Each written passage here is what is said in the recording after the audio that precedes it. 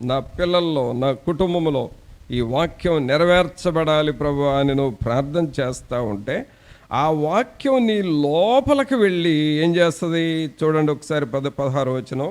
నీ మాటలు నాకు దొరకగా నేను వాటిని భుజించి తిని, సైన్యములకు అధిపతియగు యెహోవా దేవా, నీ పేరు నాకు పెట్టబడెను గనుక నీ మాటలు నాకు సంతోషమును, నా హృదయమునకు ఆనందమును కలుగజేయుచున్నవి. చూసారండి, దేవుని వాక్యమును చదువుతూ ఉంటే నీ హృదయంలో సంతోషము, ఆనందం వస్తుంది. వాక్యముకున్న పవర్ ఏంటంటే నీ లోపల ఆనందము, సంతోషం ఉంటుంది.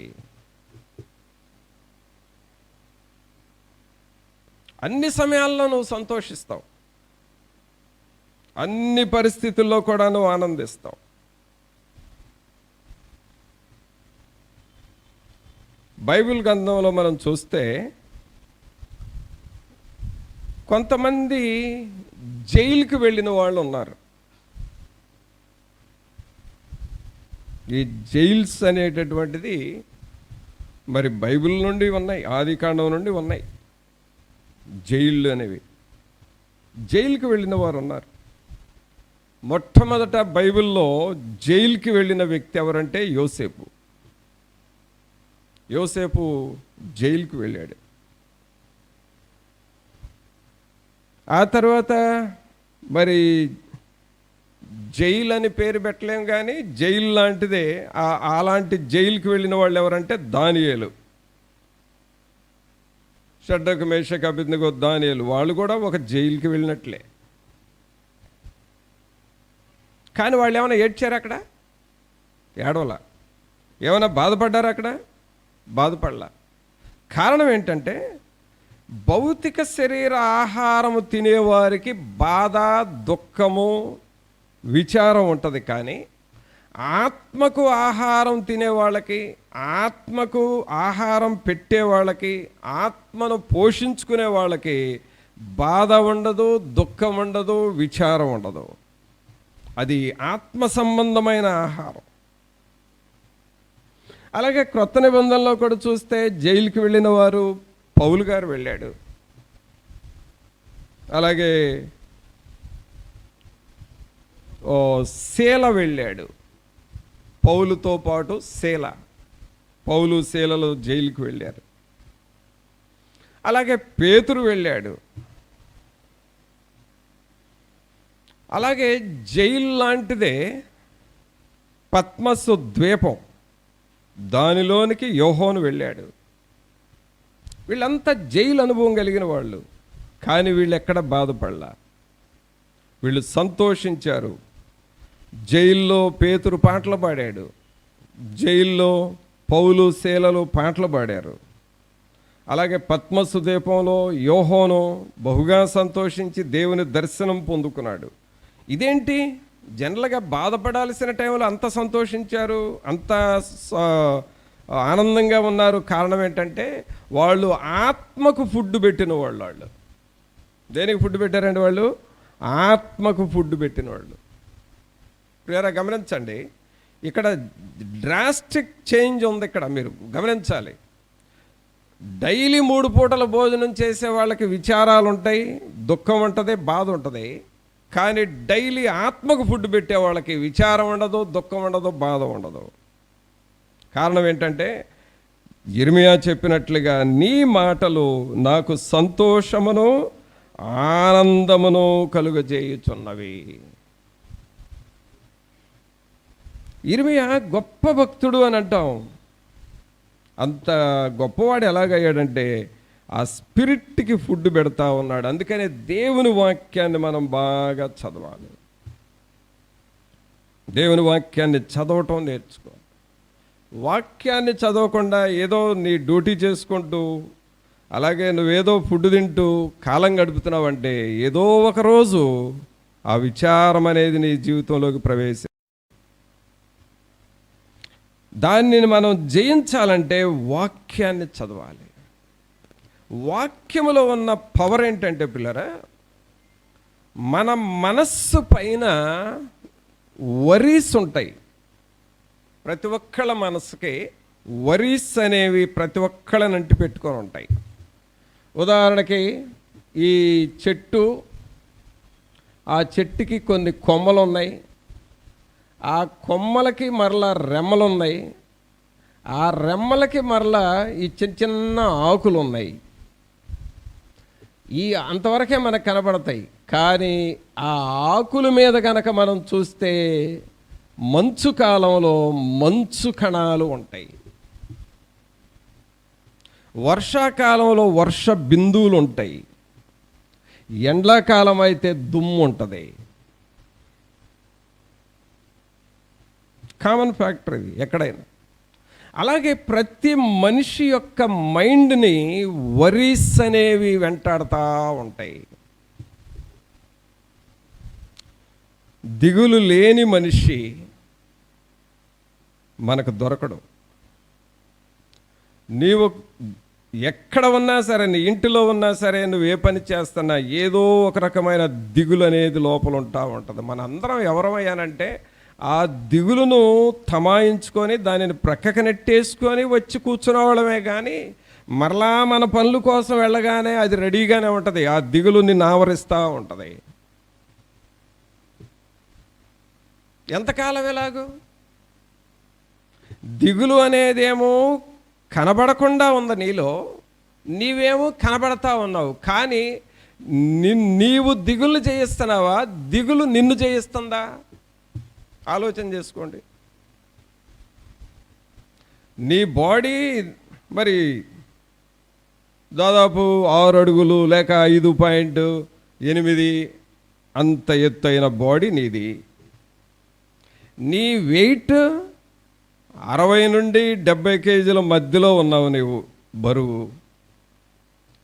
దిగులు బరువు ఎంత? దిగులు ఎత్తు ఎంత? దిగులు క్వాంటిటీ ఎంత ఉంది? అసలు నీ బాడీలో ఎక్కడ పనిచేస్తుంది అది దిగులు అనేది? సరే, నీ బాడీతో పోలిస్తే దిగులు అనేది చిన్నదే కావచ్చు. అయితే నీవు దిగులుకు లొంగిపోతున్నావా, నీవు దిగుల్ని పారదోలుతున్నావా? ఆలోచన చెయ్యి. కొన్ని సమయాల్లో దిగులే నన్ను లొంగ తీసుకుంటుందయ్యా, కూర్చుంటే లేస్తే దిగులే వస్తుంది అని అంటే కారణం ఏంటో తెలుసా?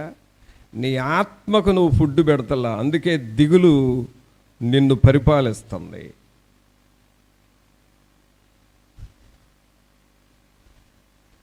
పిల్లరా, ఎప్పుడు విచారంగా ఉండటం, ఎప్పుడు కూర్చున్నా ఒకటే ఆలోచనలతో ఉండటం అనేది అది సాతానుడు చేసే పని. దాన్ని నువ్వు జయించాలి అని అంటే నలుగురితో మాట్లాడితే పోదు, లేకపోతే టైంపాస్ కోసం ఫోనుల్లో మాట్లాడితే పోదు. అది టైంపాస్ కోసం ఏదైనా ప్రోగ్రాములు ఉంటే 2 గంటల ప్రోగ్రాంకి వెళ్ళొచ్చినా అది పోదు. నువ్వు దాన్ని జయించాలి అని అంటే ఒకటి, అదేమిటంటే నీ ఆత్మకు ఫుడ్ పెడతా ఉండాలి.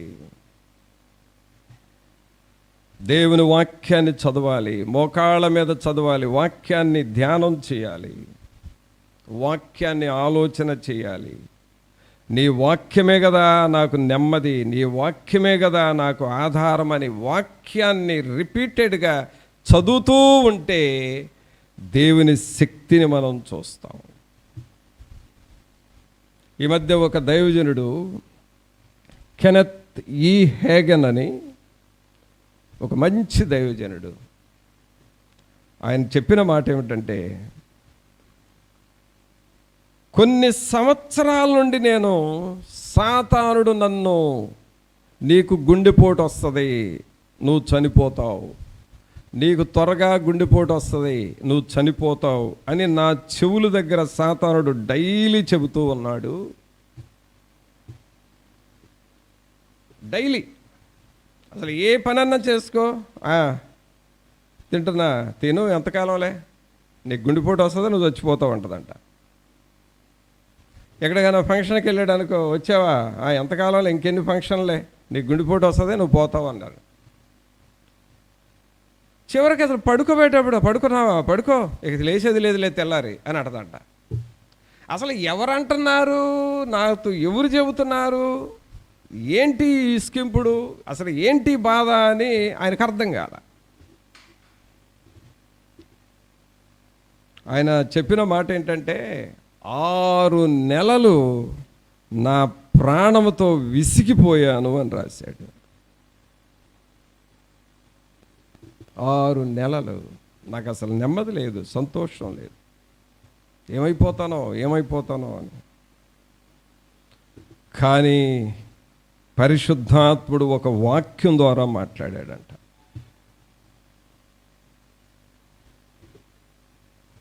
ఒక వాక్యం ద్వారా. చూడండి దేవుని వాక్యం, ఎఫెసీయులకు రాసిన పత్రిక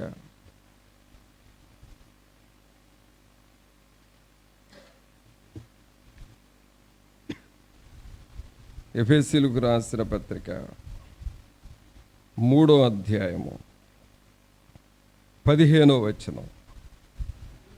మీరు అంతరంగ పురుషుని యందు శక్తి కలిగి ఆయన ఆత్మ వలన బలపరచబడినట్లుగాను, క్రీస్తు మీ హృదయములలో విశ్వాసము ద్వారా నివసించునట్లుగాను తన మహిమైశ్వర్యము చొప్పున మీకు దయచేయవలెననియు, మీరు దేవుని సంపూర్ణత యందు పూర్ణులగునట్లుగా ప్రేమయందు వేరుపారి స్థిరపడి సమస్త పరిశుద్ధులతో కూడా దాని వెడల్పు, పొడుగు, లోతు, ఎత్తు ఎంతో గ్రహించుకొనుటకును, జ్ఞానమునకు మించిన క్రీస్తు ప్రేమను తెలుసుకొనుటకును తగిన శక్తి గలవారు కావలెననియు ప్రార్థించుచున్నాను.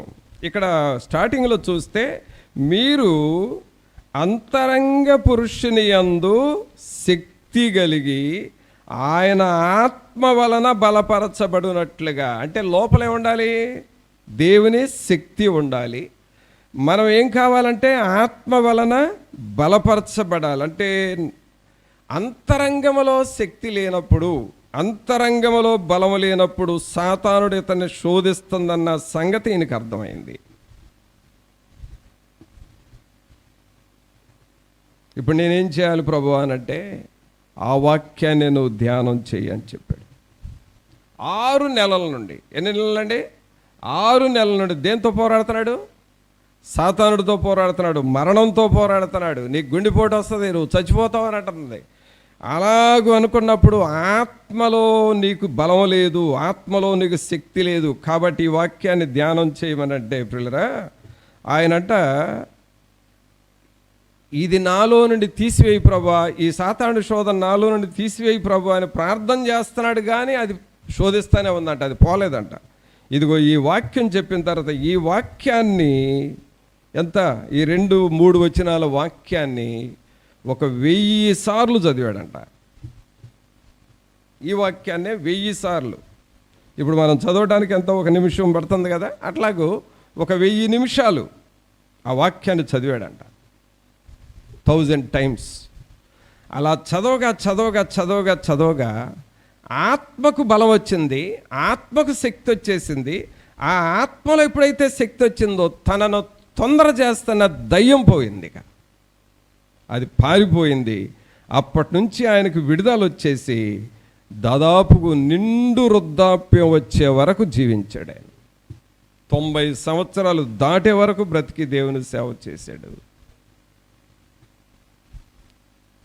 అది ఎప్పుడు స్టార్ట్ అయింది? 20 సంవత్సరాల వయసులోనే స్టార్ట్ అయింది. కానీ దాన్ని జయించిన తర్వాత ఇంకా 70 సంవత్సరాలు బ్రతికాడు. లేదా దేవుని వాక్యము నీకు ఆయుష్నిస్తుంది, నీ ఆయుష్ను పెంచుతూ ఉంటుంది. దేవుని వాక్యం నువ్వు చదివే కొలదే, నీవు 70 సంవత్సరాలు వచ్చినా ఇక నేను ఆల్మోస్ట్ నా లైఫ్ అయిపోతుందని అనుకోవచ్చు. కానీ నీ లైఫ్ వాక్యం పెంచుతూ ఉంటుంది. వాక్యానికి నీ ఆయుష్ను పెంచే శక్తి ఉన్నది. అందుకనే ప్రియరా, దేవుని వాక్యాన్ని నువ్వు చదువుతూ ఉండాలి. చాలామందికి టైం ఎక్కడ లేకుండా పోతుందంటే వాక్యం చదవడానికి టైం లేకుండా పోతుంది. బైబిల్ లేని ఇల్లు లేదు, కానీ మోకాళ్ళ మీద చదివే వ్యక్తి దేవునికి దొరకట్లా. ప్రతి ఇంటిలో బైబిల్ ఉంటుంది, కానీ మోకాళ్ళ మీద బైబిల్ చదివే వ్యక్తులు లేరంట.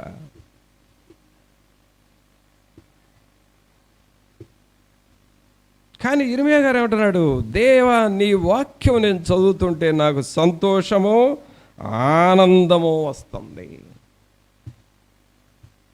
సోదరుడా, సహోదరి, నీ మనస్సులో ఏమైనా విచారాలు ఉన్నాయేమో, లేక దేనిని గూర్చన్నా నువ్వు భయపడుతున్నావేమో, ఇది జరుగుతుందేమో అని టెన్షన్ పడుతున్నావేమో, దేనిని గూర్చన్నా నువ్వు మాటి మాటికి గుర్తొచ్చి కృంగిపోతున్నావేమో, ఈరోజు నీకు పరిశుద్ధాత్ముడు చెప్పమంటున్న విషయం ఏంటంటే, వాక్యాన్ని చదువు.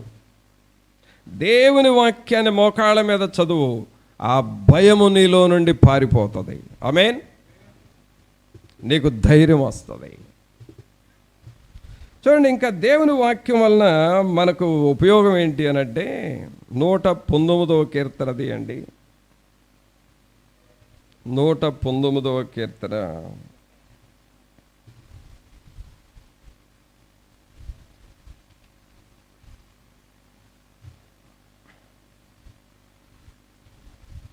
9వ వచనం చూడండి. యవనులు దేని చేత తమ నడత శుద్ధిపరచుకొందురు? నీ వాక్యమును బట్టి దానిని జాగ్రత్తగా చూచుకొనుట చేతనే గదా. చూడండి, అనగా దేవుని వాక్యము నీ లోపల ఉంటే నీవు పరిశుద్ధంగా బ్రతుకుతావు. నీ నడతను శుద్ధిపరుస్తుంది. నీ ప్రవర్తన వాక్యము ద్వారా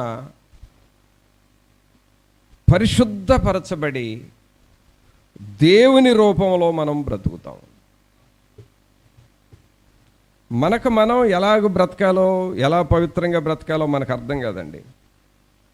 కానీ వాక్యం చదువుతూ ఉంటే, ప్రభా, ఈ వాక్యం ప్రకారం నన్ను మలచండి నాయన, ఈ వాక్యం ప్రకారం నన్ను మార్చండి ప్రభా అని అడుగుతూ ఉంటే నీలో పరిశుద్ధత వస్తుంది, పవిత్రత వస్తుంది, దేవుని రూపం వస్తుంది, దేవుని సన్నిధి, దేవుని అనుభవాలు నీలోనికి వస్తాయి. జాన్ బన్యన్ అనే ఒక దైవజనుడు, ఆయన ఎవరు? యాత్రికుని ప్రయాణం అనే పుస్తకం రాశాడు. పిల్గ్రిమ్స్ ప్రోగ్రెస్ అనే బుక్ ఆధర్ ఆయన ఆ పుస్తకం రాయక ముందు మారు మనసు పొంది ఉన్నాడు, కానీ లోకం మీద జయం రాలేదంట. లోకం మీద జయం రాలేదు. పిల్లరా, మనకు దేవుని దగ్గరకు వచ్చిన ఆ లోక సంబంధమైన వాటి మీద జయం రాకపోతే సాతానుడి యొక్క ప్రభావం వాళ్ళ ఇళ్ల మీద పనిచేస్తూ ఉంటుంది, పిల్లల మీద పనిచేస్తూ ఉంటుంది. అందుకనే సాతానుడి ప్రభావం పోవాలి అనంటే నీ ఇంటిలో ప్రార్థన బాగా జరగాలి. ప్రార్థన ఎప్పుడైతే ఇంటిలో జరుగుతుందో సాతాను ప్రభావం అంతా పోతుంది. దానికి పట్టుండదు, పట్టు చిక్కదు నీ ఇంట్లో. ఇక వాక్యముతో మనం నింపుకోవాలి. ఈ జాన్ బన్యన్ చేసిన పని ఏంటంటే, తన ఆత్మ మరి సాతానుడు చెరలో నుండి విడుదల రావటానికి ఇక దేవుని వాక్యం ఒక్కటే మార్గం అనుకొని మోకాళ్ళ మీద బైబిల్ చదవటం ప్రారంభించాడు. ఈ వాక్యానికి ఉన్న శక్తి ఏంటంటే, నీ అంతరంగంలోకి వెళుతుంది వాక్యం, నీ తలంపులోకి వెళుతుంది, నీ మూలుగులోనికి వెళుతుంది, నీ బ్లడ్లోకి వెళుతుంది, నీ యొక్క శరీర కణాలు, ఆ కణాలలోనికి దేవుని వాక్యం వెళుతుంది. అంత పవర్ ఉందండి దేవుని వాక్యానికి. ఈ జాన్ బన్యన్లోనికి అలాగూ దేవుని వాక్యం తన అంతరంగంలోకి వెళ్ళిన తర్వాత తన పైన పనిచేస్తున్న సాతానుడు ప్రభావము, ఆ సాతానుడు శక్తుల యొక్క తలంపులన్నీ కూడా ఒక్కొక్కటి వదిలిపెట్టి వెళ్ళిపోయినాయి. అవి ఎప్పుడైతే వదిలిపెట్టి వెళ్ళిపోయినాయో దేవుని శక్తి జాన్బన్యంలోనికి వచ్చేసింది.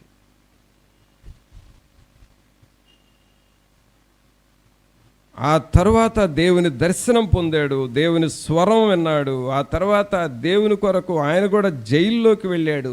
ఒక 12 సంవత్సరాలు జైల్లో శిక్ష అనుభవించాడు. ఆ జైల్లో ఉండి దేవుడిచ్చిన ప్రత్యక్షతలు రాస్తూ ఉన్నాడు. అదే ఒక బుక్కుగా మారిపోయింది, యాత్రికుని ప్రయాణం. మనకు బైబిల్ తర్వాత సెకండ్ బైబిల్ అనే పేరు వచ్చింది ఆ పుస్తకానికి. కారణము, మొదట దేవుని వాక్యాన్ని చదవటం ప్రారంభించాడు. ప్రభునంతులారా, నీ జీవితంలో ఈ వాక్యము చాలా శ్రేష్టమైనది, నీ కుటుంబంలో. అందుకనే దేవుని వాక్యాన్ని ఖచ్చితంగా చదవాలి. ఎర్లీ మార్నింగ్ నువ్వు మోకాళ్ళ మీద ఉండి బైబిల్ చదవాలి అంతే. నువ్వు ఏ పని చేసినా చేయకపోయినా, లేక ఏ పని చేయటానికైనా ముందు దేవుని వాక్యం చదవాలి. అదేం చేస్తుందో తెలుసా? 11వ వచనం చూడండి. నీ ఎదుట నేను పాపము చేయకుండునట్లు నా హృదయములో నీ వాక్యము ఉంచుకొని ఉన్నాను. చూసారా? వాక్యము నువ్వు చదువుతూ ఉంటే, వాక్యాన్ని ధ్యానం చేస్తుంటే నీ హృదయములో పాపం ఉండదు. నీ హృదయంలో ఇక ఏ పాపము ఉండదు. పాపము లేదు అంటే సాతానుడు పోయాడని అర్థం. పాపము ఉంది అనంటే సాతానుడు ఉండాడు అని అర్థం. వాక్యం నీ లోపలికి వస్తే ఇక ఏ పాపం ఉండదు. నీ నోటితో కూడా పాపం చేయలేవు. అందుకనే దావీదు గారు ఏమని పాడేవాడంటే, నీ వాక్యముతో నా హృదయమును నింపుకొందును దేవా, నీ వాక్యముతో నా హృదయమును నింపుకొందును దేవా, నే పాపము చేయకుండా, నే పాపము చేయకుండా నీ వాక్యముతో నా హృదయమును నింపుకొందును దేవా. చాలామంది బైబిల్కి ఏం చేస్తారంటే, ఒక మంచి ప్లేస్లో పెడతారు. ఇంట్లో ఒక విలువైన వస్తువు పెట్టే షెల్ఫ్ ఉంటుంది కదా, బైబిల్ని ఆ షెల్ఫ్లో పెడతారు.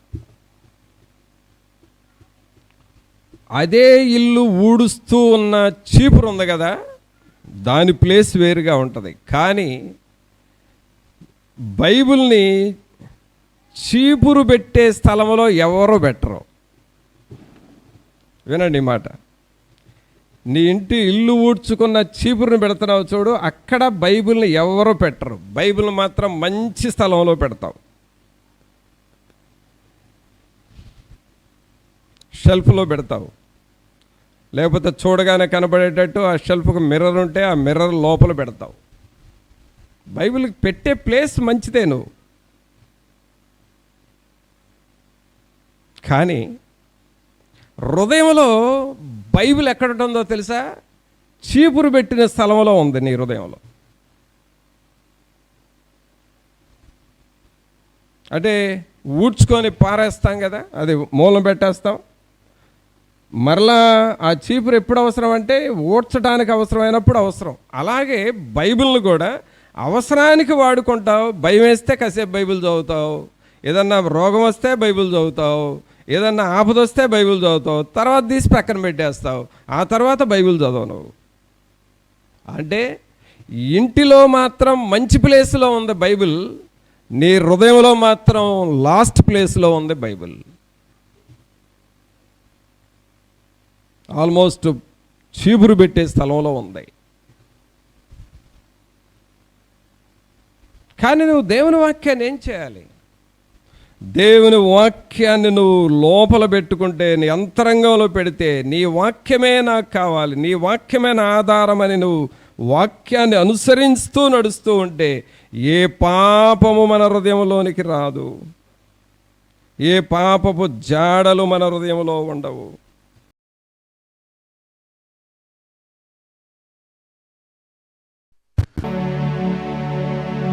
దీవించవే సమృద్ధిగా, నీ సాక్షిగా కొనసాగమని, ప్రేమించవే నన్ను ప్రాణంగా, నీ కోసమే నన్ను బ్రతకమని, దారులలో ఎడారులలో సెలయేరులై ప్రవహించుమయా,